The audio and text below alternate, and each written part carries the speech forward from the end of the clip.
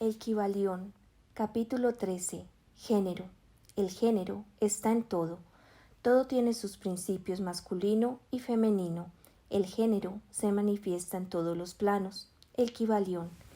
El séptimo gran principio hermético, el principio de género, encierra la verdad de que el género se manifiesta en todas las cosas, de que los principios masculino y femenino están siempre presentes en plena actividad en todos los fenómenos y en cada uno de los planos de la vida.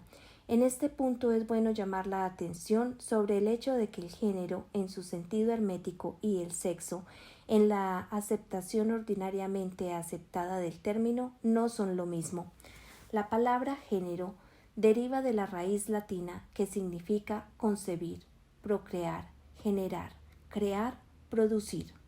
Un momento de consideración sobre el asunto demostrará que esa palabra tiene un significado mucho más amplio y en general que el término sexo, pues éste se refiere a las distinciones físicas entre los seres machos y hembras. El sexo no es más que una mera manifestación del género en cierto plano del gran plano físico de la vida orgánica. Es necesario que esta distribución se imprima en la mente, porque ciertos escritores han adquirido algunas nociones de filosofía hermética, han tratado de identificar este séptimo principio con estúpidas y a veces represibles teorías y enseñanzas concernientes al sexo. El oficio del género es solamente el de crear, producir, generar, etc. Y sus manifestaciones son visibles en todos los planos fenomenales. Es un tanto difícil aportar pruebas de esto siguiendo las líneas científicas, porque la ciencia no ha reconocido todavía a este principio como de aplicación universal. Pero así y todo van produciéndose algunas pruebas provenientes de fuentes científicas. En primer lugar, encontramos una manifestación distinta del principio de género entre los corpúsculos, iones o electrones que constituyen las bases de la materia, como la ciencia lo reconoce actualmente, y que al construir determinadas combinaciones forman el átomo que anteriormente se consideraba como punto final e indivisible.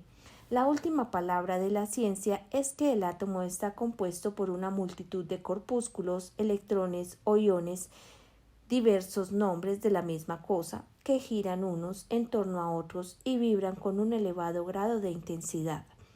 Pero se postula además que la formación del átomo se debe realmente a que los corpúsculos negativos se pongan a girar en torno de uno positivo.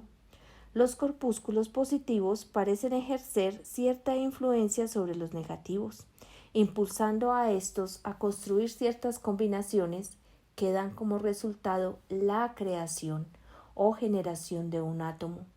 Y esto está perfectamente de acuerdo con las más antiguas enseñanzas herméticas, que han identificado siempre al principio masculino del género con lo positivo y al femenino con lo negativo, como en la electricidad, por ejemplo. Puédase agregar ahora que la mente pública se ha formulado una impresión completamente errónea sobre las cualidades del llamado polo negativo de la materia electrizada o magnetizada.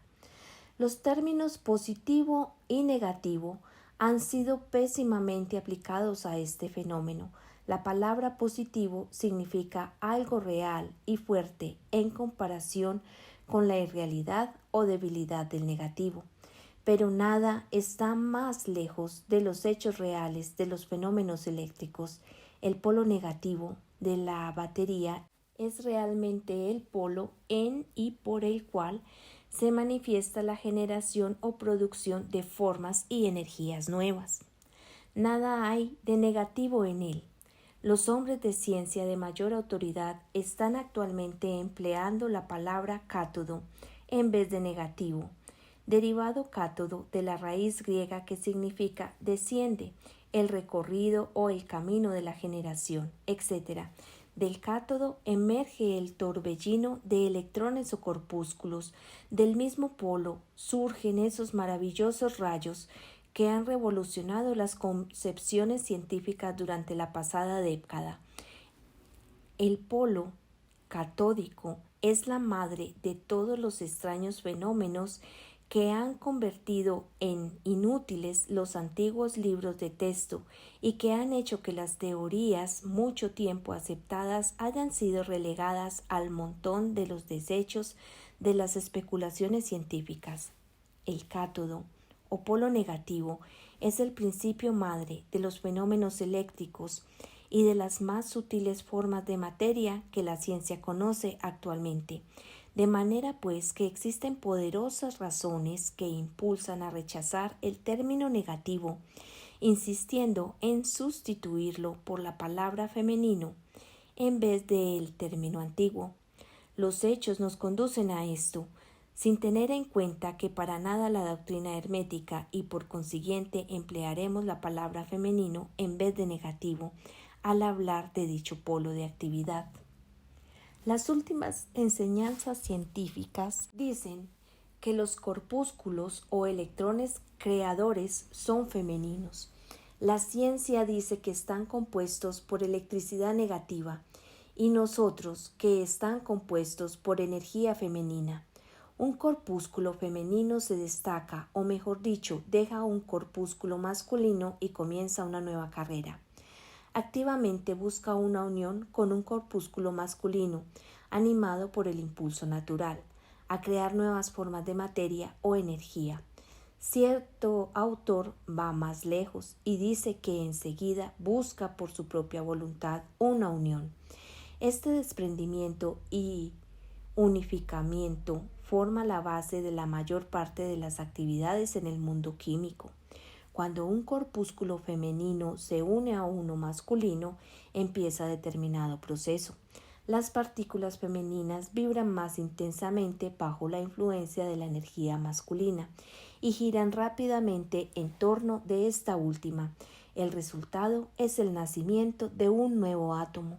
Este nuevo átomo está compuesto realmente por la unión de electrones masculinos y femeninos, pero cuando la unión se efectúa, el átomo es una cosa separada, porque posee ciertas propiedades, pero ya no manifiesta más la propiedad de electricidad en libertad. El proceso del desprendimiento o separación de los electrones femeninos se llama ionización.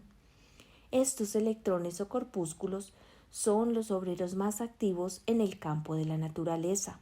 De sus uniones o combinaciones surgen las diversas manifestaciones de la luz, el calor, de la electricidad, del magnetismo, de la atracción, de la repulsión, de las afinidades químicas y sus contrarios, así como otros fenómenos de índole similar, y todo surge de la operación del principio del género en el plano de la energía. El papel del principio masculino parece ser el de dirigir a cierta energía inherente hacia el principio femenino, poniendo así en actividad el proceso creador. Pero el principio femenino es el único que ejecuta siempre el trabajo activo creador en todos los planos absolutamente. Pero sin embargo, cada principio es incapaz de energía operada sin la ayuda del otro. En algunas de las formas de la vida, los dos principios se combinan en un solo organismo. Por esta razón, todo el mundo orgánico se manifiesta en ambos géneros. Siempre está el principio masculino presente en la forma femenina. Las enseñanzas herméticas comprenden en gran parte la operación de los principios del género en la producción y manifestación de las diversas formas de energía, etc. Pero no es necesario entrar en detalles sobre el mismo en este punto, pues nos es posible endorsarlas momentáneamente con pruebas científicas que aún no existen, debido a que la ciencia no ha progresado todavía suficientemente. Pero el ejemplo expuesto sobre los fenómenos de los electrones o corpúsculos demuestra que la ciencia está en el verdadero camino y también da una idea general sobre los principios subyacentes. Algunos investigadores científicos han anunciado su creencia de que en la formación de los cristales se encuentra algo que corresponde a una especie de actividad sexual, lo que es una prueba de la dirección de donde sopla el viento actualmente en el campo de la ciencia, y cada año que pasa aportará nuevos hechos que corroborarán la exactitud del principio hermético del género. Se encontrará que el género está en operación constante, manifestándose en todo el campo de materia inorgánica, así como en el campo de la energía o fuerza. La electricidad se considera actualmente como algo en lo que todas las demás formas de energía se mezclan o disuelven. La teoría eléctrica del universo es la última doctrina científica emitida y está adquiriendo rápidamente gran popularidad y aceptación. Y de esto se deduce que si hemos podido descubrir en el fenómeno de la electricidad la misma raíz o fuente de sus manifestaciones, una evidencia clara e inequívoca de la presencia del género y de sus actividades, se puede afirmar sin miedo que la ciencia llegará últimamente a ofrecer pruebas de la existencia en todos los fenómenos del universo de este gran principio hermético, el principio del género. No es necesario perder el tiempo hablando del conocido fenómeno de la atracción y de la repulsión de los átomos, de la afinidad química, de los amores y los odios de las moléculas, de la atracción o cohesión entre las partículas de la materia. Esos hechos son harto conocidos como para exigir mayores comentarios.